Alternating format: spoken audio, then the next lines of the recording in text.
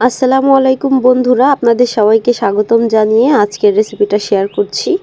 আজকে আমি তৈরি করেছি চিকেন ফ্রাই।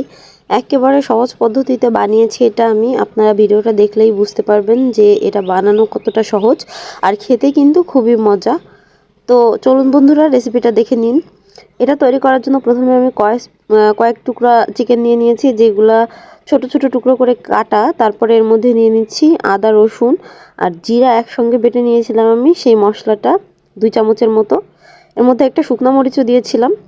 তারপর আমি এর মধ্যে দিয়ে নিয়েছি ধনিয়ার গুঁড়া, এটা আমি নিয়েছি 1 চামচের মতো। এখন এর মধ্যে দিয়ে নিচ্ছি গোলমরিচের গুঁড়া নিয়েছি আমি 1/2 চামচের মতো। তারপর আমি এর মধ্যে দিয়ে নেব শুকনো মরিচের গুঁড়া। আপনারা ঝাল যেরকম খাবেন সেই অনুযায়ী দিয়ে নেবেন। আমি শুকনো মরিচের গুঁড়া নিয়েছি হচ্ছে 1 চামচের মতো। শুকনো মরিচের গুঁড়া নেওয়া হয়ে গেলে আমি এর মধ্যে নেব হচ্ছে গরম মশলার গুঁড়া। গরম মশলার গুঁড়াটাও আমি 1/2 চামচের মতো নিয়ে নিচ্ছি। তো গরম মশলার গুঁড়া যখন দেওয়া হয়ে যাবে তখন নিয়ে নেব আমি লবণ। এখানে আমি এখনও লবণ অ্যাড করিনি। তো লবণ নিব, আর হচ্ছে আমি নেব একটা মশলা, যেটা হচ্ছে ম্যাগি মশলা। এটা ওই যে ম্যাজিক মশলা আছে না, 5 টাকার প্যাকেটগুলি পাওয়া যায়, সেটা নিয়েছি। এটা আমি পুরোটা দেইনি, একটুখানি রেখে দিয়েছি আর বাকিটা দিয়ে নিয়েছি। ওটা আমি পরবর্তীতে আবার ইউজ করব, আপনারা দেখতেই পাবেন। তো তারপর আমি নিয়ে নিচ্ছি গুঁড়া দুধ।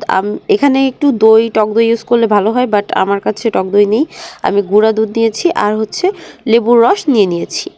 তো অর্ধেক লেবুর রস আর গুঁড়া দুধ নিয়ে, আর লবণটা হচ্ছে আমি আগে দিতে ভুলে গিয়েছিলাম, এখন লবণ দিয়ে নেব পরিমাণ মতো।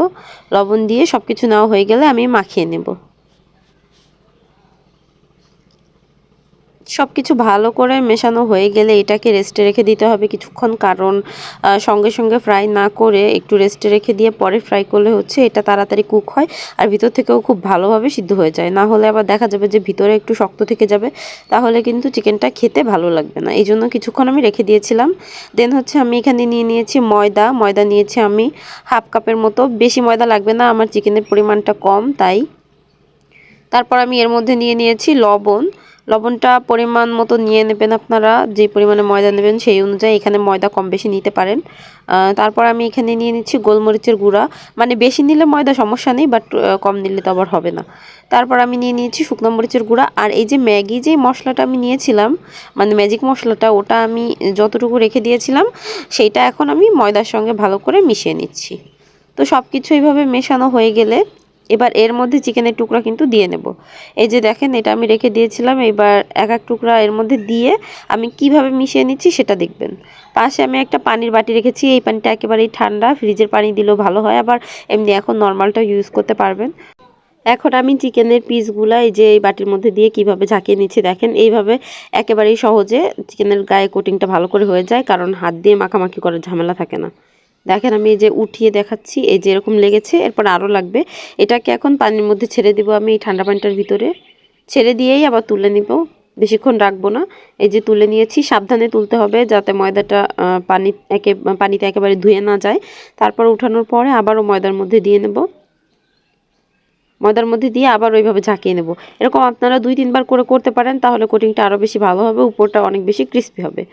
তো এরকম বারবার মিশিয়ে নিলে তারপরে হচ্ছে আবার পানির মধ্যে দিয়ে নিতে পারেন। আমি যদি মানে যদি 2 বার করেন তাহলে তো ভালো, আর করার দরকার নেই। আর যদি আরও করতে চান তাহলে আবারও দিয়ে নেবেন। আমি আর করব না, এই যে যথেষ্ট ক্রিস্পি লুক চলে এসেছে। এবার আমি একটা কড়াইতে তেল গরম করে নিয়েছি। তেলটা ভালোভাবে গরম হওয়ার পরে হচ্ছে চিকেনটা দেবেন, আগে থেকে দিতে যাবেন না। দেখেন আমার তেলটা কি পরিমাণে গরম, এটা হচ্ছে চিকেনটা ছাড়ার পরেই বোঝা যাচ্ছে, কারণ হালকা গরম তেলে দিলে দেখা যায় কোটিংটা খুলে খুলে চলে আসে। তো এই জন্য ভালো করে তেল গরম করার পরেই দিয়ে নেবেন, আর লালচে লালচে করে ভাজার পরে তারপরে তুলে নেবেন। এটা হচ্ছে 10 থেকে 12 মিনিট ভাজলেই রেডি হয়ে যাবে। অতটাও সময় লাগে না যদি আগে থেকে এরকম আমার মতো মাখিয়ে রেখে দেন। তারপরে ভাজা হয়ে গেলে লালচে লালচে কালার হলে আমি তুলে নিচ্ছি, ব্যাস এবার আপনারা পরিবেশন করতে পারবেন। তো বন্ধুরা দেখলেন রেসিপিটা তৈরি করা কতটা সহজ, আর বাসায় তৈরি করে নিলে আপনারা অনেকগুলো পেয়ে যাবেন আর মন মতো খেতে পারবেন। বাইরে যখন কিনে নিয়ে আসবেন তখন তো এই পরিমাণে কিনতে গেলে অনেকগুলো টাকার দরকার হয়, এই সহজ পদ্ধতিতে বানিয়ে নিলে আরও টাকাও সেভ হবে, সাথে তৃপ্তি করে খেতেও পারবেন। তাহলে ধন্যবাদ সবাইকে বন্ধুরা আমার এই রেসিপিটা দেখার জন্য। ভালো লাগলে অবশ্যই লাইক করবেন এবং সাবস্ক্রাইব করে আমার চ্যানেলের পাশে থাকবেন।